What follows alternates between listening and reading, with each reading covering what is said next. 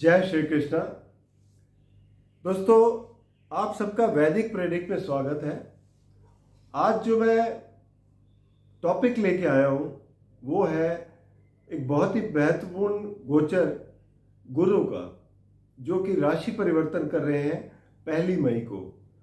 ये अभी तक गोचर कर रहे थे मेष राशि में और अब ये आएंगे वृषभ राशि में। अब वृषभ राशि अभी तक तो, क्योंकि ये गोचर इनका था एक मित्र राशि में, और 1 मई से 1 साल के लिए अब ये वृषभ राशि में आएंगे। तो गुरु का गोचर जो है बहुत ही महत्वपूर्ण है, क्योंकि ये पूरे 1 साल रहता है, तो इसके असर भी काफ़ी 1 साल तक रहते हैं। तो आइए इस पर चर्चा करेंगे कि 12 राशियों पर इसका कैसा प्रभाव पड़ेगा। और क्योंकि गुरु एक ऐसे ग्रह हैं जिनको गंगा जल माना जाता है, जहाँ पर भी इनकी दृष्टि पड़ती है वहाँ पर ये बहुत ही पॉजिटिव परिणाम देते हैं, जहाँ बैठते हैं वहाँ पर भी बहुत अच्छे परिणाम देते हैं। तो इस पर चर्चा करेंगे। इससे पहले कि मैं शुरू करूं, आपसे रिक्वेस्ट है कि अगर चैनल को आपने सब्सक्राइब नहीं किया तो कृपया सब्सक्राइब करके बेल आइकन ज़रूर दबा दें, ताकि आने वाली वीडियो की नोटिफिकेशन मिल जाए। और अगर आपको वीडियो पसंद आए तो आप इसे लाइक करें, शेयर करें, ताकि दूसरे भी इसका लाभ उठा सकें। तो आइए शुरू करते हैं गुरु का गोचर 2024 और 25 में। और ये मेष राशि के लिए कैसा रहेगा। मेष राशि क्योंकि कालपुरुष कुंडली की पहली राशि है तो यहाँ से ये मेष राशि में गोचर कर रहे थे और अभी आएंगे दूसरे घर में, यानी कि वृषभ राशि में। अब देखो, दूसरा घर जो है वो धन भाव होता है, परिवार का भाव होता है और वाणी का भाव है। और यहाँ पर हालांकि मित्र राशि तो नहीं है, ये आके स्वामी तो शुक्र हैं, लेकिन गुरु जो है दूसरे भाव के कारक भी हैं। तो इसलिए अपने कारक घर के अंदर इनका गोचर मेष राशि वालों के लिए, क्योंकि राशि स्वामी इनके मित्र हैं, तो यहाँ पर इनका गोचर काफ़ी पॉजिटिव परिणाम देने जा रहा है। धन में वृद्धि होगी, परिवार में बहुत अच्छा माहौल रहेगा, आपकी वाणी बहुत अच्छी रहेगी, खाने पीने में भी आपकी काफ़ी अच्छी रुचि रहेगी। ओवरऑल बहुत अच्छी स्थिति है। दूसरा, गुरु की दृष्टि पड़ेगी छठे घर पर। छठा घर क्या होता है? आपके रोग रेपू ऋण का है। तो छठे घर में बेसिकली आपको अगर गुरु की दृष्टि पड़ती है तो आपको रोग वगैरह से छुटकारा मिलेगा। अगर आप कोई लोन वगैरह के लिए अप्लाई करते हैं तो उसमें आपको कामयाबी मिलेगी। और दुश्मन अगर कोई है तो वो भी आपके थोड़ा सा कमज़ोर हो जाएंगे, आपको ज़्यादा अच्छा फ़ायदा मिलेगा। दूसरा, नवम दृष्टि इनकी पड़ेगी आपके कार्य क्षेत्र पर।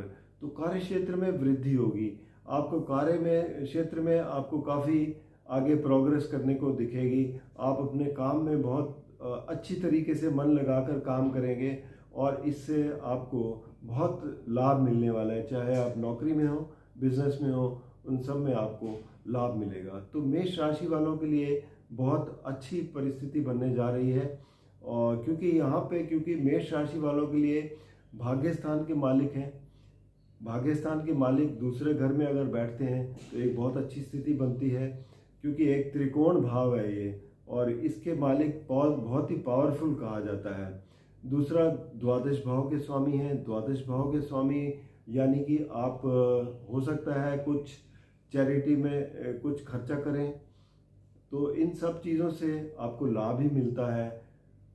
या आप कोई धार्मिक कार्यों में या कोई आध्यात्मिक कार्यों में खर्चा करें, इन सब चीज़ों से आपको काफ़ी अच्छा लाभ मिलेगा। तो ओवरऑल मेष राशि वालों के लिए बहुत अच्छा गोचर है, ये पूरा 1 साल तक रहेगा।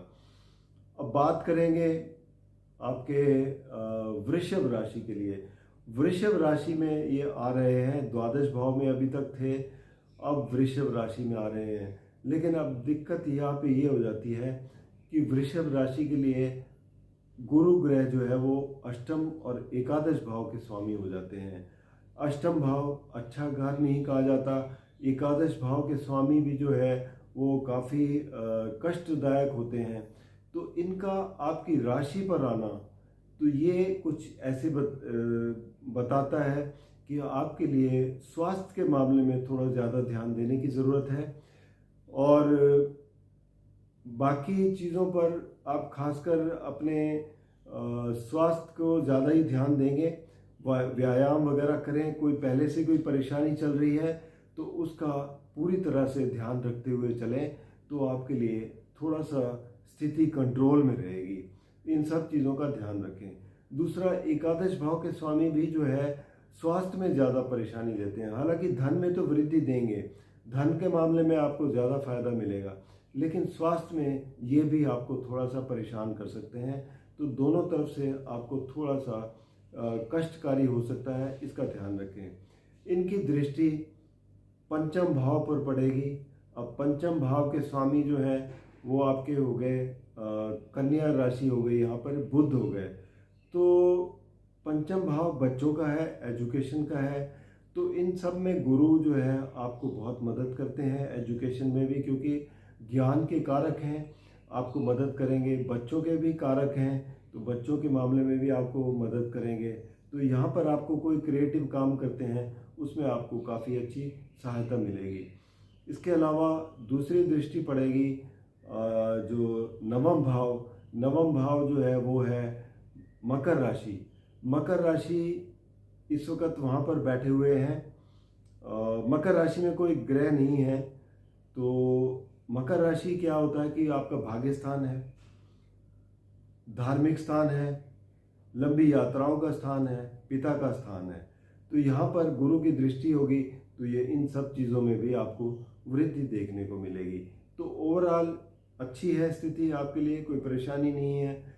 सप्तम दृष्टि के बारे में कभी कभी क्या होता है कि जैसे सप्तम दृष्टि आपके मंगल राशि वृश्चिक राशि पर पड़ रही है, तो अगर यहाँ पर जैसे मित्र राशि है तो यहाँ पर कोई परेशानी नहीं है। लेकिन यहाँ पर अगर कोई दुश्मन की राशि हो जाती है तो वहाँ पर थोड़ा सा नेगेटिव रिजल्ट हो जाते हैं, क्योंकि बैठे भी दुश्मन राशि में है और सामने वाली भी अगर दुश्मन राशि हो तो उसमें भी। लेकिन यहाँ पर तो मित्र राशि है, इसलिए यहाँ पर कोई बहुत ज़्यादा परेशानी की बात नहीं है। अब बात करेंगे मिथुन राशि वालों के लिए ये साल कैसा रहेगा गुरु के गोचर को देखते हुए। तो मिथुन राशि के लिए गुरु का गोचर होने जा रहा है द्वादश भाव में, और मिथुन राशि के लिए ये बनते हैं आपके सप्तम और दशम भाव के स्वामी।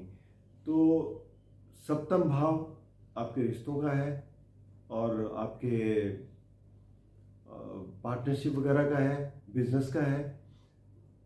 और दूसरा दशम भाव कार्यक्षेत्र है आपका।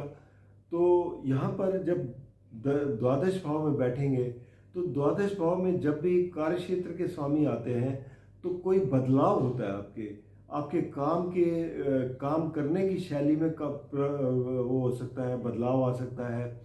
कहीं पोजीशन आपकी बदल सकती है, ट्रांसफ़र हो सकती है। आप बिजनेस करते हैं तो बिजनेस में कोई बदलाव ला सकते हैं। तो ये इस तरीके के परिवर्तन दिखाता है, तो इस पर आपको ज़रा ध्यान देने की ज़रूरत है। दूसरा, इनकी दृष्टि जो है पंचम दृष्टि वो पड़ेगी चौथे घर पर। चौथा घर आपका जो पड़ता है कन्या राशि, यहाँ पर आपको प्रॉपर्टी में लाभ मिल सकता है। यहाँ पर ये आपको फ़ायदा देंगे। जो बच्चे स्कूल में पढ़ते हैं, शिक्षा ले रहे हैं, उनको भी ये बहुत ही लाभकारी सिद्ध होंगे। फिर दृष्टि पड़ रही है नवम दृष्टि अष्टम भाव पर। अष्टम भाव आपके ऑकल्ट का है। अगर आप ऑकल्ट में हैं तो यहाँ पर आपको फ़ायदा देंगे। आप इंश्योरेंस सेक्टर में हैं तो यहाँ पर आपको फ़ायदा देंगे। म्यूचुअल फंड वगैरह में हैं उसमें भी आपको फ़ायदा देंगे। दूसरा, आपका संबंध जो है आपके यानी कि ससुराल पक्ष में वहाँ पर अच्छे रहेंगे। दूसरा, एक चीज़ और है कि अगर आप कोई ज़मीन से अंदर से जुड़ी कोई चीज़ों में काम करते हैं, माइनिंग में है, या कोई मेटल्स वगैरह ऐसे हैं जो जहाँ से ज़मीन से निकलते हैं, उसमें अगर काम करते हैं तो उसमें भी आपको लाभ मिलेगा। तो ओवरऑल स्थिति आपके लिए ठीक ठाक है। जो बदलाव आएंगे उस पर आप ज़रूर अपना फोकस करिए कि आपके लिए फ़ायदेमंद है, तो आप आगे बढ़िए। तो उस हिसाब से आप अपने स्थिति को देख सकते हैं। अब बात करें कर्क राशि वालों के लिए, तो कर्क राशि वालों के लिए गुरु का गोचर जो है वो एकादश भाव में होने जा रहा है। एकादश भाव लाभ स्थान है। अब लाभ स्थान में जो भी ग्रह होता है वो लाभ ही देता है, और साथ में कर्क राशि वालों के लिए ये एक तो छठे घर के स्वामी हैं और नवम भाव के स्वामी हैं।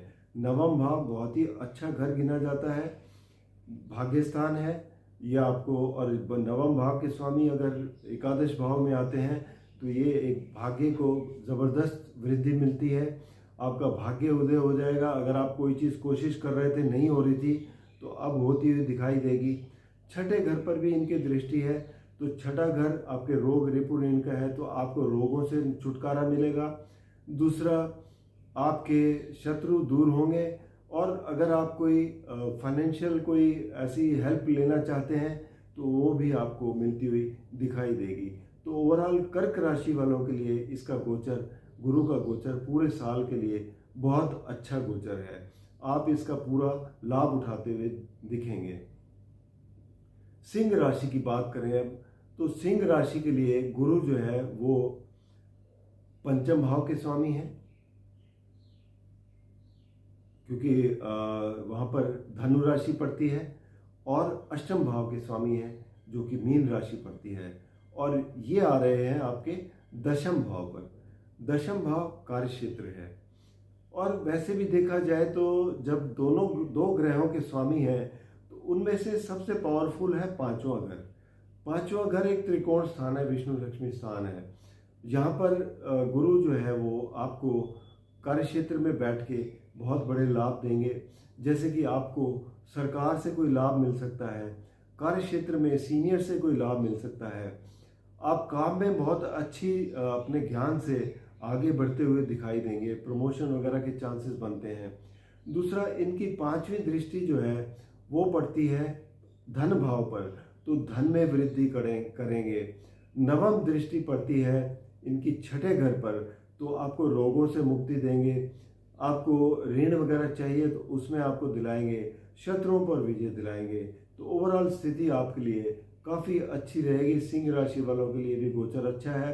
आप अगर कोई रिसर्च करते हैं अष्टम भाव से जुड़ा हुआ तो वहाँ पर भी आपको फ़ायदा मिलेगा। ज़मीन से जुड़ी हुई कोई चीज़ों से काम करते हैं, इंश्योरेंस में है, म्यूचुअल फंड में है, या कोई उसमें स्पिरिचुअलिस्टिक कोई काम करते हैं, एस्ट्रोलॉजी में है, तो वहाँ पर भी आपको काफ़ी अच्छा लाभ मिलता हुआ दिखाई देगा। तो सिंह राशि वालों के लिए गोचर बहुत अच्छा है। एजुकेशन फील्ड में आपको बहुत लाभ मिलने जा रहा है, और बच्चों से आपको बहुत कुछ काफ़ी प्रोत्साहन मिलेगा। आप वो बहुत अच्छा कर पाएंगे। उच्च शिक्षा ले रहे हैं तो उसमें भी बहुत अच्छा करेंगे। क्रिएटिव फील्ड में है तो वहाँ पर भी उनको काफ़ी अच्छे परिणाम दिखाई देंगे। अब बात करेंगे कन्या राशि की। कन्या राशि के लिए ये गोचर होने जा रहा है वृषभ राशि यानी नवम भाव पे। नवम भाव पे गोचर होगा, और कन्या राशि के लिए ये चौथे घर के स्वामी हैं और सप्तम भाव के स्वामी हैं। तो एक तो आपके भाग्य स्थान पर बैठे हैं और आपकी राशि पर दृष्टि है, तो यहाँ पर ये आपको अच्छे लाभ देते हुए नजर आएंगे। सप्तम भाव के स्वामी है। सप्तम भाव जो रिश्तों से जुड़ा है, पार्टनरशिप से जुड़ा है, बिजनेस से जुड़ा हुआ है, तो यहाँ पर आपको आगे बढ़ते हुए नजर आएंगे। और साथ ही में चौथा घर जो है प्रॉपर्टी वगैरह का है, आपके माता का स्थान है, जो बच्चे स्कूल में पढ़ते हैं उनका स्थान है, तो यहाँ पर भी आपको काफ़ी अच्छी स्थिति दिखाई देगी। और यहाँ पर गुरु की जो दृष्टि है एक तो राशि पर पड़ रही है, वो तो मैंने आपको बताया कि बहुत अच्छी रहेगी, आपके लिए ग्रोथ मिलेगी आपको। और साथ ही में पंचम भाव पर भी दृष्टि है। पंचम भाव एजुकेशन का है, आपके बच्चों का है, क्रिएटिविटी का है, तो इन सब में आपको काफ़ी अच्छी वृद्धि मिलते हुए नज़र आएगी। आपको आगे बढ़ते हुए नज़र आएंगे, बच्चे भी आपके आगे बढ़ते हुए दिखेंगे, और क्रिएटिविटी में भी आप आगे होंगे। तो इन सब से आपको लाभ मिलने जा रहा है। तुला राशि की बात करेंगे अब, तो तुला राशि के लिए ये गोचर जो है वो होने जा रहा है अष्टम भाव में। अष्टम भाव और तुला राशि के लिए स्वामी है तीसरे और छठे भाव के। अब छठे घर के स्वामी आठवें घर में बैठते हैं तो एक विपरीत राजयोग भी बनाते हैं, क्योंकि यहाँ पर बैठकर ये आपको छठे घर के फायदे दिलाएंगे। छठे घर किस चीज़ का है? रोग का है। रोग से आपको छुटकारा मिलेगा। ऋण वगैरह चाहिए, ऋण या तो ऋण से छुटकारा पा रहे हैं तो उससे मिलेगा, ऋण चाहिए तो वो मिल जाएगा। आपके दुश्मन अगर भारी पड़ रहे थे तो दुश्मनों से आपको छुटकारा मिलेगा। तो इन सब से आपको लाभ मिलने वाला है। आपके कोई कोर्ट कचहरी के केस थे उसमें आपको लाभ मिल सकता है। आप कोई मेडिकल प्रोफेशन में है तो वहाँ से आपको लाभ मिल सकता है। इन सब चीज़ों में आपको लाभ मिलता हुआ दिखाई दे रहा है। दूसरा, अब यहाँ से गुरु की दृष्टि जो है द्वादश भाव पर है। द्वादश भाव विदेश से जुड़ा हुआ है, आपके आध्यात्म से जुड़ा हुआ है। अगर आप कोई विदेश से जुड़ा हुआ काम करते हैं तो यहाँ पर आपको काफ़ी अच्छा लाभ मिलेगा। अगर आप विदेश जाना चाहते हैं तो वो भी आपके लिए काफ़ी महत्वपूर्ण रहेगा। इसके अलावा जो नवम दृष्टि है, नवम दृष्टि पड़ेगी आपकी चौथे घर पर। तो चौथा घर जो है यहाँ पर प्रॉपर्टी का है, तो यहाँ पर आपको काफ़ी अच्छा लाभ मिलेगा। तो आपके लिए परिस्थितियाँ जो है ओवरऑल स्थिति काफ़ी अच्छी रहेगी। आठवें घर में बैठने के कारण, क्योंकि मित्र राशि में नहीं है, जहाँ पर ये बैठ रहे हैं वहाँ पर, क्योंकि एक तो आठवां घर है, दूसरा मित्र राशि नहीं है, तो इनके बैठने का यहाँ पर उतना ज़्यादा फायदा नहीं है। तो आठवें घर के फायदे उतने नहीं मिलेंगे, यहाँ पर ये फर्क आ जाता है। तो इस चीज़ को आप ज़रूर नोट करिए। आठवां घर जुड़ा हुआ है रिसर्च से। रिसर्च में हालांकि गुरु काफ़ी अच्छे फ़ायदा देते हैं और बाकी चीज़ों में ये आपको उतना फ़ायदा नहीं देंगे, क्योंकि धन के मामले में आपको थोड़ा सतर्क रहना पड़ेगा। आप अपने धन को संभाल कर चलिए।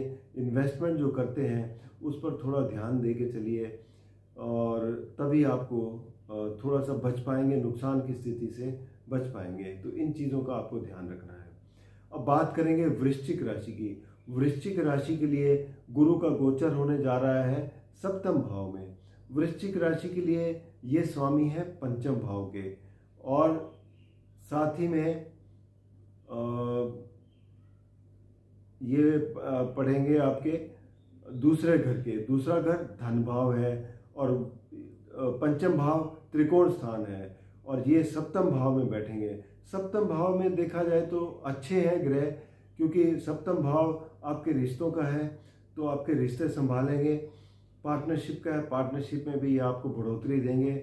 नए कोई कार्य करते हैं तो उसमें भी आपको फायदा मिलेगा। ठीक है, क्योंकि मित्र राशि में नहीं है, कहीं ना कहीं छोटी मोटी रुकावट हो सकती है, लेकिन ओवरऑल ही आपको फायदा ही देंगे। इसके बाद क्योंकि इनकी दृष्टि है एकादश भाव पर, तो एकादश भाव लाभ स्थान है, यहाँ पर ये आपको लाभ मिलता हुआ नजर आएगा। दूसरा नवम दृष्टि तीसरे घर पर है। तीसरा घर पराक्रम का है, तो यहाँ पर भाई बहनों का है, तो यहाँ पर भी आपको थोड़ा सा मदद करेंगे आगे बढ़ने में। तो ओवरऑल स्थिति, क्योंकि देखा जाए तो पत्नी का भाग्य स्थान भी है, तो पत्नी के भाग्य से आपको काफ़ी कुछ मिल सकता है। तो ओवरऑल स्थिति आपके लिए काफ़ी अच्छी है। दूसरा पंचम भाव के स्वामी है, तो बच्चों से भी आपको अच्छे परिणाम मिलते हुए दिखाई देंगे और एजुकेशन फील्ड में भी है तो वहाँ से भी आपको अच्छे परिणाम दिखाई देंगे। तो ओवरऑल वृश्चिक राशि के लिए स्थिति अच्छी है। जो इनका दृष्टि पड़ रही है सप्तम भाव क्योंकि ये मित्र राशि है और मंगल राशि स्वामी है, तो ओवरऑल यहाँ पर ये आपको आगे बढ़ते हुए दिखाई देंगे।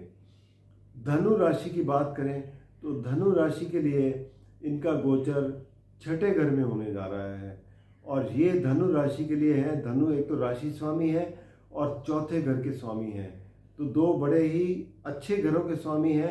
एक तो आपका राशि स्वामी त्रिकोण भाव हो गया और दूसरा केंद्र स्थान है, तो इसके मालिक छठे घर में होंगे। छठे घर में बैठकर आपको रोग रिपो ऋण से बचाएंगे, यानी रोगों से आपकी रक्षा करेंगे। आपको ऋण वगैरह से छुटकारा मिल सकता है। दूसरा, आपके दुश्मन जो अगर भारी पड़ रहे थे उनसे आपको निजात मिल सकती है। यहाँ से पंचम दृष्टि कार्यक्षेत्र पर है, कार्यक्षेत्र में वृद्धि मिलेगी। यहाँ से नवम दृष्टि जो है वो आपके धन भाव पर है, तो धन भाव में वृद्धि मिलेगी। तो ओवरऑल आपके लिए अच्छा गोचर है, आप बिल्कुल आगे बढ़ेंगे, प्रॉपर्टी वगैरह में लाभ मिलता हुआ नज़र आएगा और पॉजिटिव थिंकिंग रहेगी आपकी, जो आपको काफ़ी अच्छे लाभ देगी।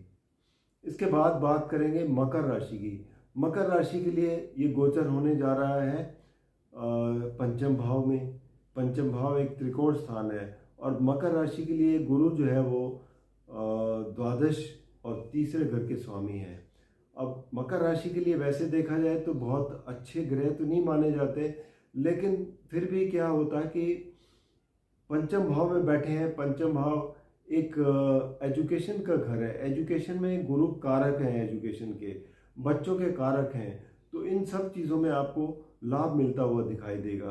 क्रिएटिविटी फील्ड में है, क्रिएटिव भी आप हो पाएंगे, अपने ज्ञान से आगे बढ़ते हुए नजर आएंगे।